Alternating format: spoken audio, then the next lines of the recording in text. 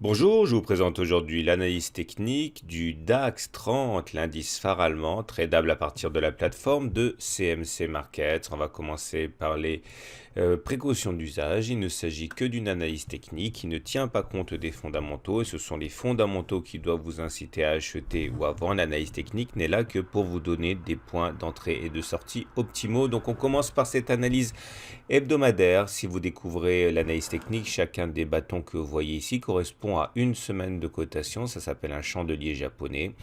Et il n'y a pas d'hésitation à avoir par rapport aux indicateurs techniques traditionnels. La tendance, elle est toujours haussière sur cette unité de temps. On le voit au fait que les cours soient clairement disposés au-dessus d'une moyenne mobile à 30 semaines qui monte. C'est pas neuf, hein. Vous voyez, on est au-dessus d'une moyenne mobile à 30 semaines qui monte depuis de nombreux mois.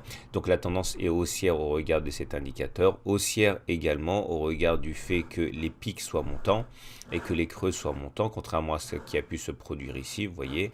Et lorsque les pics sont montants et que les creux sont montants, théoriquement, cela signifie au regard de la théorie de dos que l'on est en tendance haussière. L'analyse Ishimoku nous donne des supports intéressants à éventuellement exploiter. Vous voyez, chacune des courbes de l'Ishimoku, ici il y en a 5, eh bien, peut constituer selon sa position un support ou une résistance. Et là, vous voyez que la Tenkan a bien joué son rôle de support chaque fois qu'elle a été sollicitée. Cela signifie qu'en cas d'attaque baissière, les 12 150 pourraient retenir les cours du DAX. Hein. En deuxième rideau, nous avons également la Kijun qui également a tendance à jouer un rôle de support important lorsqu'elle est attaquée. De toute manière, tant qu'on est au-dessus d'un nuage comme ça dans la pente et haussière, cela signifie qu'au regard de ce critère, on est en tendance haussière. Donc vous voyez, c'est carton plein pour la tendance sur le DAX et ce n'est pas nouveau. Une analyse graphique à présent, toujours en unité de temps hebdomadaire. On voit à quel point les 12 400 ici sont importants puisque on a inscrit cette semaine un plus haut historique qui correspond d'ailleurs plus ou moins au précédent plus haut qui est intervenu en 2015. Donc c'est pour ça qu'on a du mal à progresser parce qu'il s'agit d'une résistance importante. La dernière fois qu'on s'est rapproché de cette zone, ça n'a pas été couronné de succès, c'était là. Mais là, avec un petit peu plus de chance, on arrive à passer la tête au-dessus du précédent niveau. Qui était là à 12 400.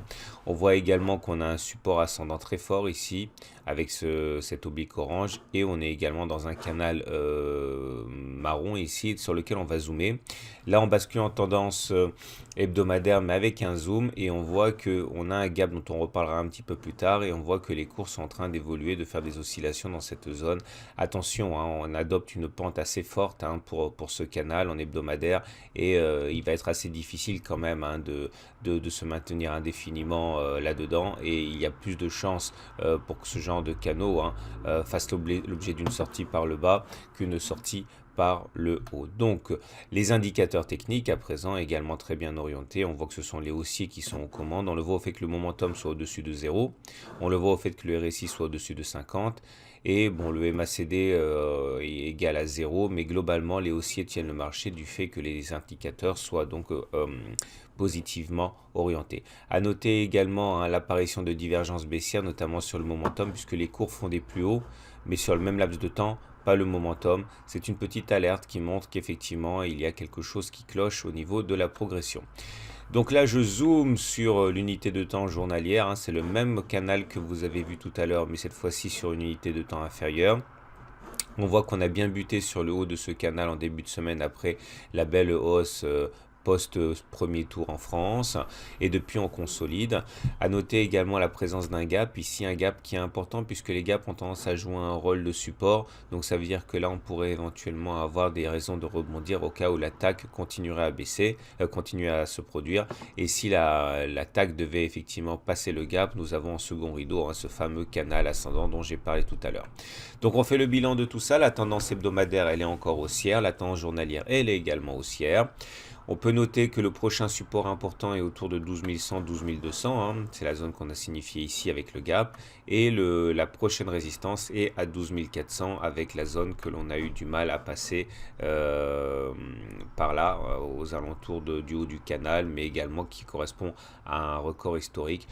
La zone de 12 400, 12 500 de toute manière ne devrait pas être facile à passer et peut être considérée comme une résistance. Voilà, il ne me reste plus qu'à vous saluer, à vous souhaiter une bonne semaine et à très bientôt pour une autre analyse technique.